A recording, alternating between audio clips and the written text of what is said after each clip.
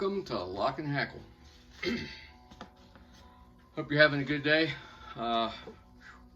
It is November 15th and it is gross outside, as a friend of mine once said. That's just gross. It's like 46 degrees, feels like 38 and wet. Every now and then it's hard rain, and then other times it's just that mist that's just awful, absolutely awful. I'm gonna have a few videos and photos following this short introduction of a trip that took place over the weekend, this past Sunday. Having a little tea. This is black tea. I don't really know who made it. But going where we were going, they were stocked trout. Nothing to write home about, really. Sorry, I got my little cardigan on. It's a little chill in the air. My Aran sweater, straight from Ireland. I was there almost 2 weeks ago, and the fish were just, the water level was so low. The fish were just freaked out, and I caught one or two on my own. So my buddy and I planned to go back up there, but I was going to take 2 rods, one fly rod and a spinning rod. Since they're stock trout, I don't really care about, if I'm going to catch one, I'm going to catch one. But you do have certain regulations. They can only be single hook. They can be barbed. So your artificial lures, like your spoons, your rooster tails, stuff like that, they have to have one hook. So either take your treble hook, which is the 3 hooks, and cut 2 off. Oops. Cut 2 off, leave 1. You can do that. Some companies do make single hook spinners. So, you know, buy those depending if those are your regulations. Ours are, you have to have, your artificial lure can only have 1 hook. When you're fly fishing, you can have trailing hooks, so you can have multiple flies, which really isn't, anyway. But when standing in the river, walking through the woods with 2 rods isn't that big of a deal. But when you're standing in the river, where do you put your other rod? I picked up this little gizmo last year, I think it was, at the Fly Fishing Expo, and it's on my wader belt.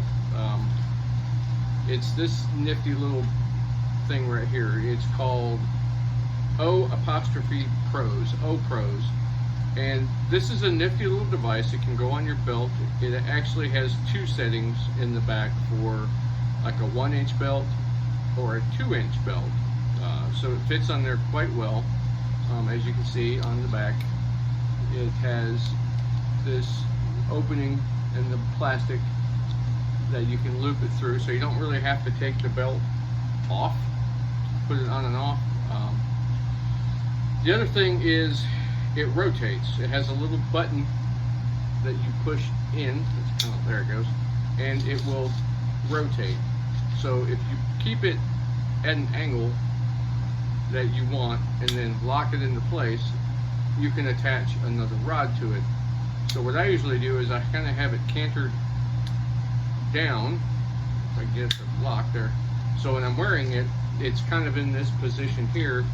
I put my other rod handle in, rod facing behind me, so it's not in my way.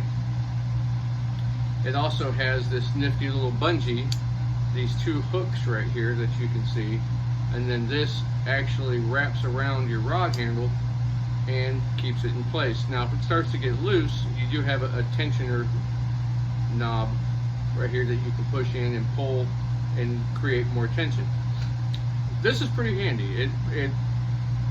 It also works if you don't have 2 rods with you. If you need to change out your flies, you have a place to cradle your rod besides your armpit or around your neck. You have a secure place to keep it without dropping it in the river.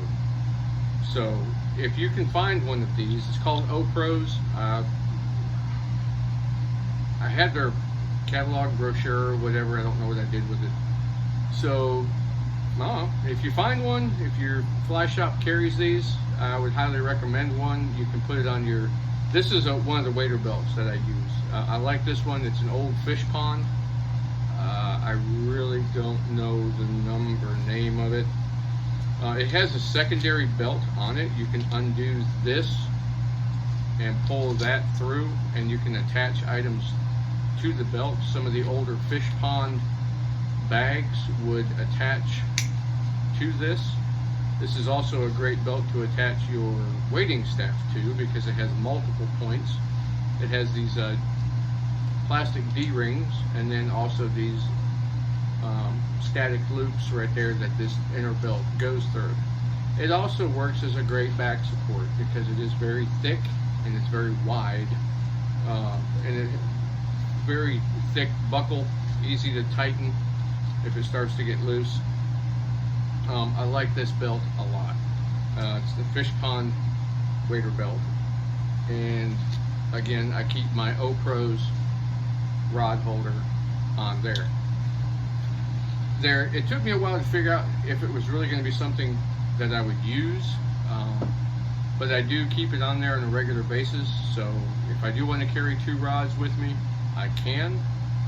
Typically I don't. I usually just carry 1 rod. Now I'll have an extra one in my vehicle in case something happens, extra rod and reel. Always have an extra rod and reel. For one, you may be fishing with a group and somebody in the dark of morning, in the fog of morning, trying to get everything ready, they forget to pack something, and sometimes that ends up being the rod and reel that they planned on fishing with. Or you're out there doing something and somebody trips and falls and breaks their rod. Well, you've got something they can fish with. So I always tend to bring 2 rods, typically 2 fly rods, but this past weekend I brought 1 fly rod and 1 spinning rod for this trip. And we both caught fish, so not many, but we caught some. So just have to go back at it. Maybe not this coming weekend. As we're coming into the holidays, it's always busy between Thanksgiving and Christmas. So you don't get out as much as you'd like, even though you'd like to. There is a place that I'm going to try and get to when we go to visit the family. That is the Tellico River in Tennessee. Beautiful place. As a matter of fact, didn't realize that I am drinking out of a coffee mug I was given from that area. Hope to get out there. It is their DH season as well. If you don't know what DH is, it's delayed harvest. In other words, it's a fancy government term for catch and release. You can catch them, but you have to throw them back. So, and that's what we were fishing this past weekend, is our state. They're one of our 5 delayed harvest streams that we have.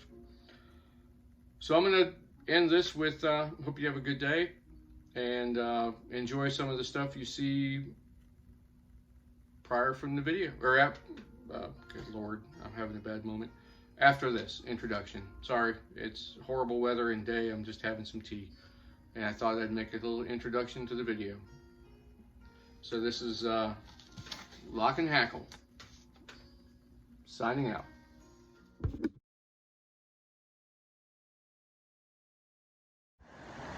Hey, good morning. It's Sunday, early morning November. We had a huge change in temperature. This morning it was 32 degrees and windy. I got Mr. Wayne. He's out there fishing that run. And I think I'm gonna work my way down that way. Don't know, we're gonna try and cross and maybe get into those woods and get onto those boulders over there. Way over there, try and get over there. All right, thank you much.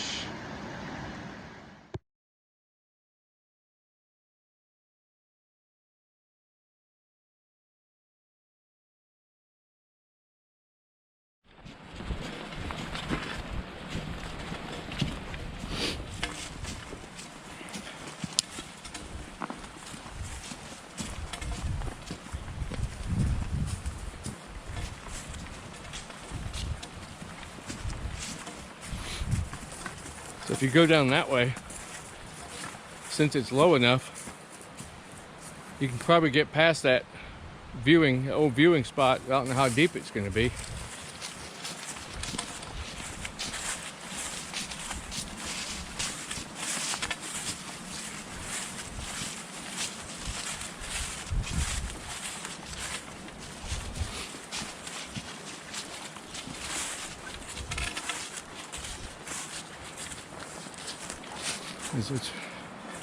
That's where we were earlier, and they were in about this area here.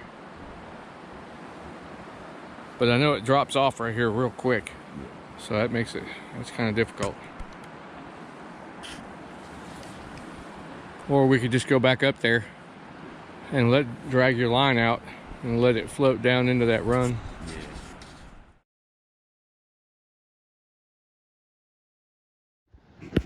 We had to resort to the spinner. Well, cast down there again, see if you can get another one. I knew they were in there. I had a hit or two. That thing's hard to flick out there, isn't it?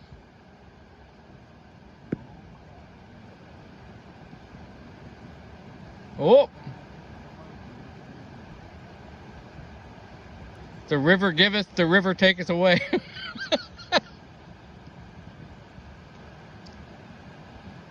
Oh, damn. Oh! Look out! All right, try it again. Yeah, it's beside me.